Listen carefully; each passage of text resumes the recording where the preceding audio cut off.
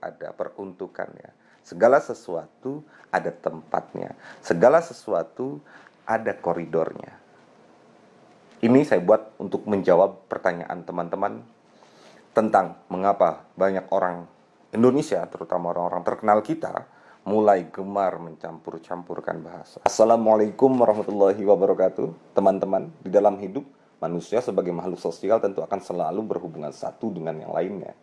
Di dalam pergaulan, kita juga menemukan pergaulan bahasa, baik antara satu bahasa yang sama dengan perbedaan dialek saja, atau memang bahasa yang sama sekali berbeda. Di dalam pergaulan semacam itu, pernahkah teman-teman merasa ada suatu bahasa yang di dalam kepala teman-teman dipersepsikan sebagai bahasa yang keren, berkelas, punya harga, punya nilai? Di mana teman-teman akan berpikir siapa saja yang menggunakan bahasa itu akan menambah cita rasa dan derajatnya di mata kita. Misal, ada seorang bujang melihat seorang perempuan itu pada mulanya biasa saja, seperti pada umumnya perempuan yang dia temui. Tetapi ketika dia mendengar perempuan itu menuturkan suatu bahasa yang sudah dipersepsikan keren di kepalanya, tiba-tiba akan berubah image-nya, gambarannya menjadi keren. Pernahkah teman-teman merasa malu menggunakan suatu bahasa karena ada kesan kampungan, tidak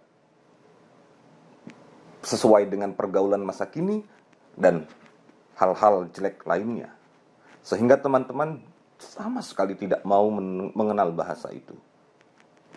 Sehingga ketika ada orang yang menggunakan bahasa itu, kita akan menganggapnya sebagai orang yang rendah.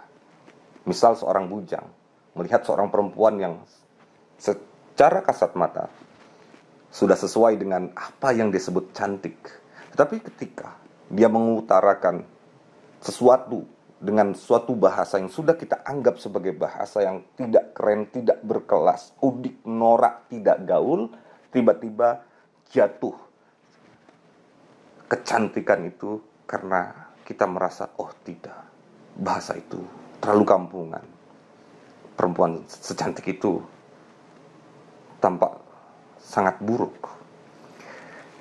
Teman-teman, jika pernah merasakan dua hal itu, ketahuilah bahwa itu adalah sikap berbahasa. Secara sederhana, sikap bahasa ini adalah mental, perasaan kita terhadap suatu bahasa. Bagus, jelek, keren, norak, gaul, udik. Semua itu adalah penilaian kita atas sikap bahasa kita, bukan nilai bahasa itu sendiri. Sikap bahasa ini jika tidak betul-betul dipahami dan kita tidak dewasa dalam menyikapi suatu bahasa, menjadi cikal bakal, menjadi musabab, menjadi biang keladi musnahnya suatu bahasa. Banyak bahasa daerah di Indonesia yang musnah. Musabab berkurangnya penutur. Dan salah satu biang keladi dari musnahnya penutur adalah semakin sedikitnya orang yang menggunakan itu. Orang tua tidak mengajarkan bahasa ibunya.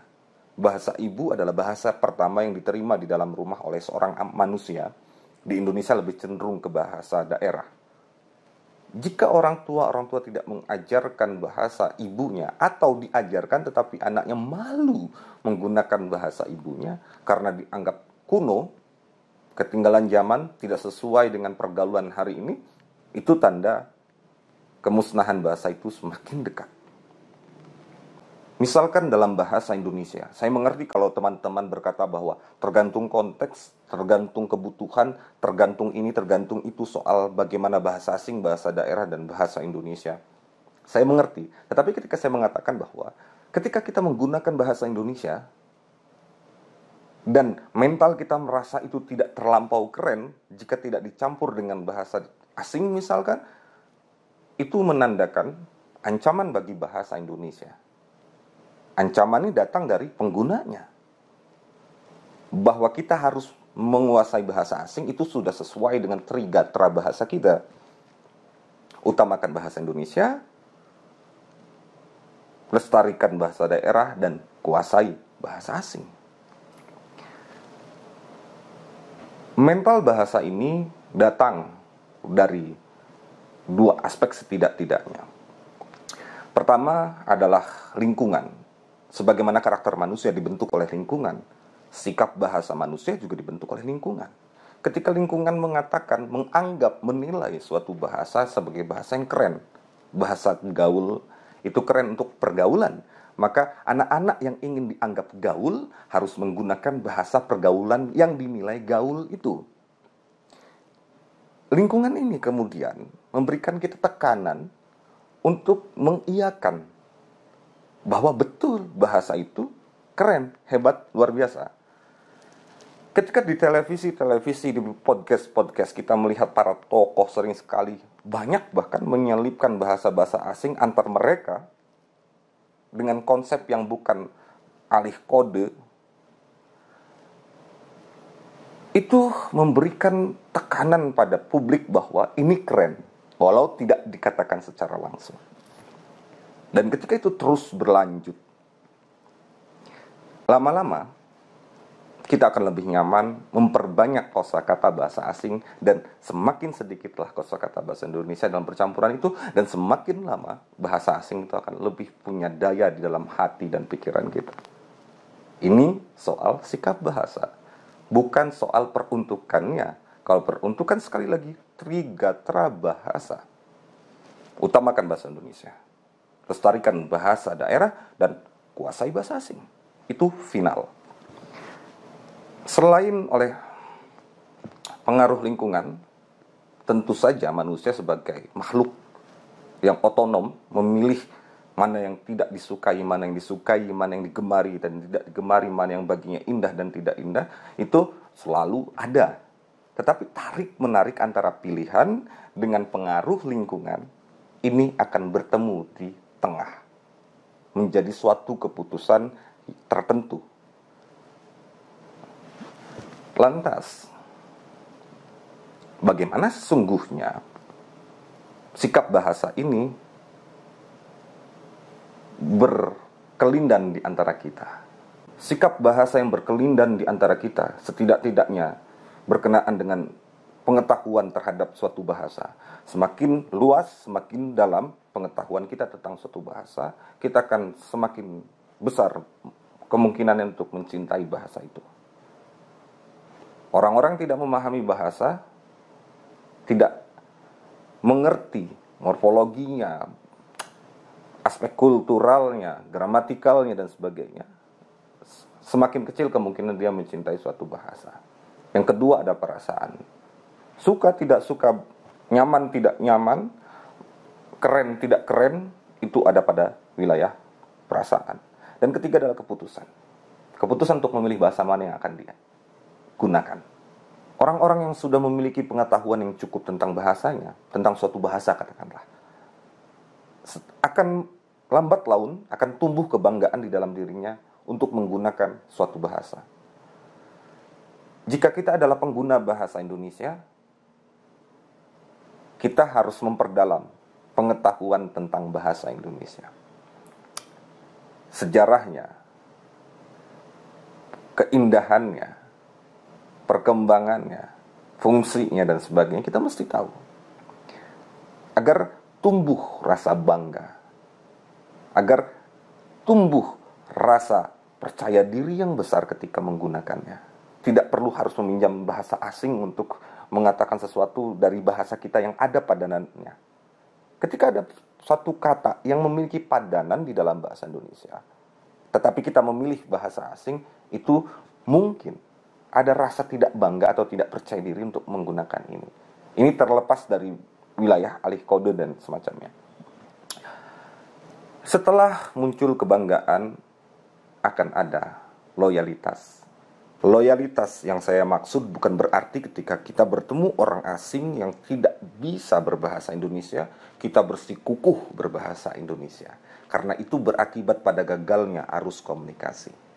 Loyalitas berbahasa kita, ketika ada orang Indonesia di luar negeri bertemu orang Indonesia, akan berbicara dengan bahasa Indonesia. Atau ketika orang dari suatu daerah bertemu dengan orang di daerah yang sama tanpa ada orang lain yang perlu ada dalam obrolan itu, akan menggunakan bahasa daerah karena kebanggaan dan loyalitasnya. Lebih jauh dari itu, orang Indonesia yang ada di luar negeri menempatkan dirinya sebagai tempat belajar bahasa Indonesia bagi penutur asing, misalkan begitu, agar di luar BIPA kita sebagai warga Indonesia ada kebanggaan, ada loyalitas, sehingga bahasa itu terus diterima secara luas dan terus berkembang jika didasari oleh ilmu pengetahuan. Teman-teman yang masih mencampur adukkan bahasa Indonesia dengan bahasa asing, para artis, orang-orang terkenal, kiranya perlu memahami kebanggaan dan loyalitas dalam berbahasa, terutama bahasa Indonesia sebagai bahasa negara yang tercatat di dalam undang-undang.